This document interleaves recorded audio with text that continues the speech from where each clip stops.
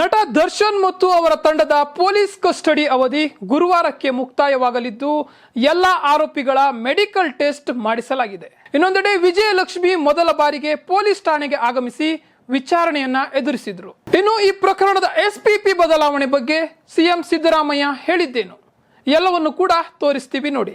ರೇಣುಕಾಸ್ವಾಮಿ ಕೊಲೆ ಪ್ರಕರಣಕ್ಕೆ ಸಂಬಂಧಪಟ್ಟಂತೆ ದರ್ಶನ್ ಅಂಡ್ ಗ್ಯಾಂಗ್ ಕಳೆದ 9 ದಿನಗಳಿಂದ ಪೊಲೀಸ್ ಠಾಣೆಯಲ್ಲಿ ಇದ್ದು ಆರೋಪಿಗಳು ತೀವ್ರ ವಿಚಾರಣೆಯನ್ನ ಎದುರಿಸ್ತಾ ಇದ್ದಾರೆ. ಗುರುವಾರ ದರ್ಶನ್ ಸೇರಿದಂತೆ 18 ಆರೋಪಿಗಳು ಪರಪ್ಪನ ಅಗ್ರಹಾರ ಜೈಲು ಪಾಲಾಗುವ ಸಾಧ್ಯತೆ ಹೆಚ್ಚಾಗಿ ಕಂಡು ಬರ್ತಾ ಇದೆ. ಆರೋಪಿಗಳ ಪೊಲೀಸ್ ಕಸ್ಟಡಿ ಗುರುವಾರಕ್ಕೆ ಅಂತ್ಯವಾಗಲಿದೆ. ಎಲ್ಲಾ ಆರೋಪಿಗಳನ್ನ ನ್ಯಾಯಾಲಯದ ಮುಂದೆ ಹಾಜರುಪಡಿಸಲಾಗಿದೆ. ಈ ಹಿನ್ನೆಲೆ ಬುಧವಾರವೇ ಆರೋಪಿಗಳ ಮೆಡಿಕಲ್ ಟೆಸ್ಟ್ ಅನ್ನ ಮಾಡಲಾಗಿದೆ. ವಿಕ್ಟೋರಿಯಾ ಆಸ್ಪತ್ರೆಯ ತುರ್ತು ಚಿಕಿತ್ಸೆಗೆ ಕರೆದುಕೊಂಡು ಹೋಗಿ ಪೊಲೀಸರು ಮೆಡಿಕಲ್ ಟೆಸ್ಟ್ ಅನ್ನ ಮಾಡಿಸಿದ್ದಾರೆ. ಪವಿತ್ರ ಗೌಡ ಸೇರಿ 9 ಆರೋಪಿಗಳಿಗೆ ಡಿಎನ್ಎ ಪರೀಕ್ಷೆಯನ್ನ ಮಾಡಲಾಗಿದೆ.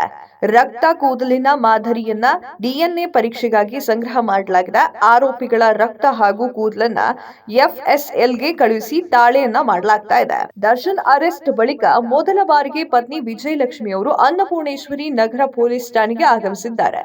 ಪೊಲೀಸರ ನೋಟಿಸ್ ನೀಡಿದ ಹಿನ್ನೆಲೆ ವಿಜಯಲಕ್ಷ್ಮಿ ಅವರು ಠಾಣೆಗೆ ಬಂದಿದ್ದಾರೆ.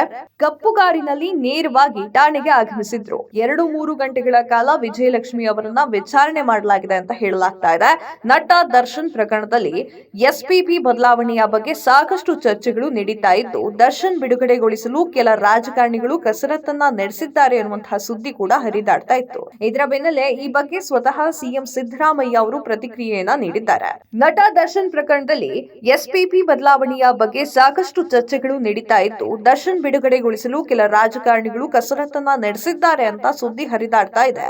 ಇದರ ಬೆನ್ನಲ್ಲೇ ಈ ಬಗ್ಗೆ ಸ್ವತಃ ಸಿಎಂ ಸಿದ್ದರಾಮಯ್ಯ ಅವರು ಪ್ರತಿಕ್ರಿಯೆ ನೀಡಿದ್ದು ದರ್ಶನ್ ಪ್ರಕರಣದ ಬಗ್ಗೆ ಸ್ಪಷ್ಟನೆಯನ್ನ ನೀಡಿದ್ದಾರೆ.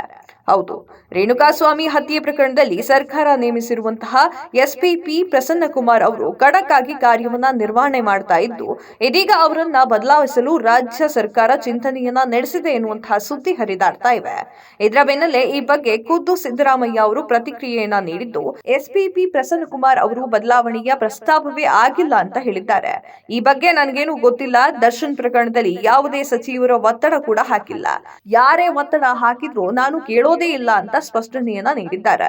ಈ ಮೂಲಕ ಎಲ್ಲಾ ಅಂತೆ ಕಂತೆಗಳಿಗೆ ತೆರೆಯನ್ನ ಎಳೆದಿದ್ದಾರೆ. ಬೆಂಗಳೂರಿನಲ್ಲಿ ಈ ಕುರಿತು ಮಾತನಾಡಿದ ಸಿಎಂ, ರೇಣುಕಾಸ್ವಾಮಿ ಕೊಲೆ ಪ್ರಕರಣದ ಎಸ್ಪಿಪಿ ಅವರನ್ನ ಬದಲಾವಣೆ ಮಾಡಲು ನನ್ನ ಮೇಲೆ ಯಾರೇ ಕೂಡ ಸಚಿವರಾಗ್ಲಿ ಶಾಸಕರಾಗ್ಲಿ ಒತ್ತಾಯವನ್ನ ಹಾಕಿಲ್ಲ.